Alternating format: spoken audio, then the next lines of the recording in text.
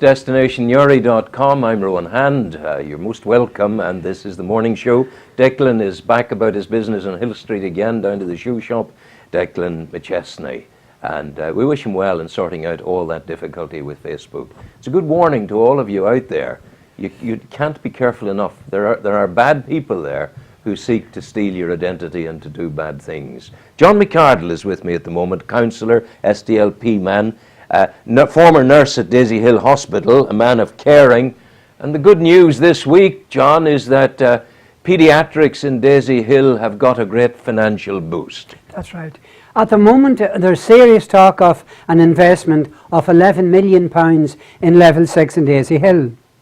And what would happen there then is that Level 6 would be converted into a large paediatric ward, and it would deal with all surgical cases of children right across the whole southern area. And if this comes off, that will be a marvellous boost to the consolidation of the hospital. The paediatrics department in the hospital, it exists at the moment. It does, of course. It's strong. It is strong. But there's something very important about to happen. There is a consultation document coming out. It's a paediatric standards assessment. Now, this is an assessment. These standards are being raised high above the bar. At the moment, there is no hospital at the moment, including the Royal Children's in Belfast, that meets these standards. So they're setting new standards, and it's up to every hospital, but particularly the smaller hospitals, to meet these standards. And if they do, then the sky is the limit. Because if they don't, there could be repercussions. Because in children's ward, there's an intrinsic link between children's and maternity. There is an important factor regarding another ward, SCIBU. SCIBU is a ward that looks after premature birth children. And then don't forget, 25% of our children who enter the hospital come in via A&E. So that's a very important thing, this paediatric standards assessment.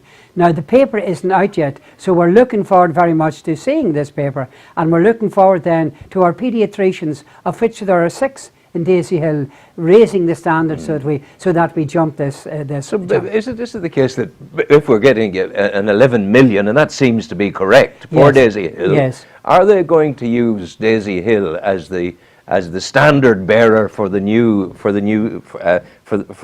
scheme? No, it affects all hospitals. It's not exclusive. It's right across the north of Ireland. So this isn't exclusive to one. Every hospital will have to meet these standards. Yeah, but why can you clarify for me at all why Daisy Hill is being selected for this kind of financial investment? Well, because you see, don't forget, you've got Daisy Hill and you've got Craigavon, and you hear these rumours, Daisy Hill's going to close. Rubbish.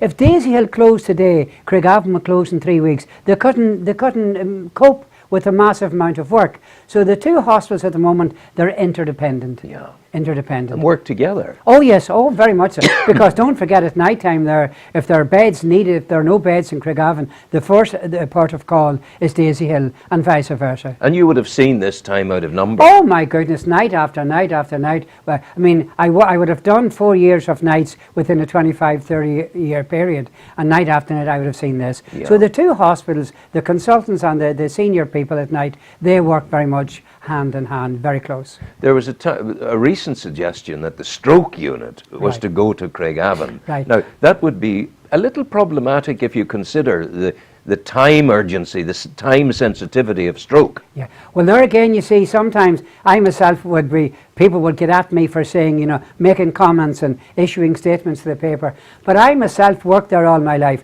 and I'm standing up for Daisy Hill. I'm standing up for this generation, the next and the next generation. So it's important that we make our voice heard.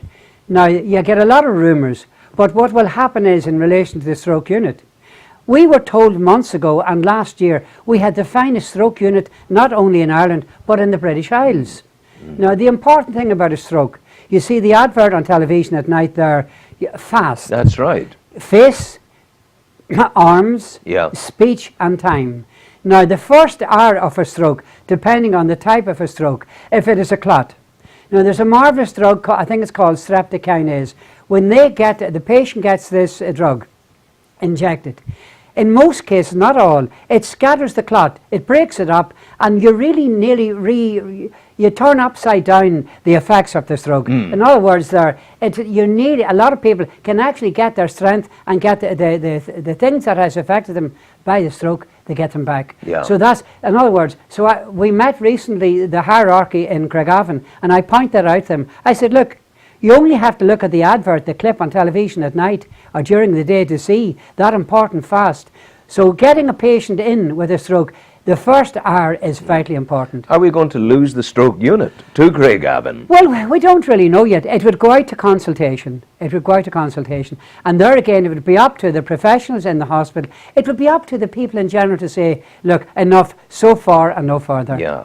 But I mean, it would be unconscionable. It would be tantamount to medical neglect to place a stroke unit that far removed from this area where someone needs immediate treatment. When you consider that the road structure, we have one of the most, the road structure from here to Craigavon is unbelievably bad. It's unbelievable. And by the time, if you had a serious stroke, and depending on how dense it was, and you had to cart them right across from say, and along, from Cross McLean to Craigavon, where the patient could be in a much worse state by the time they arrived in Craigavon. So it's vitally important that we retain that unit.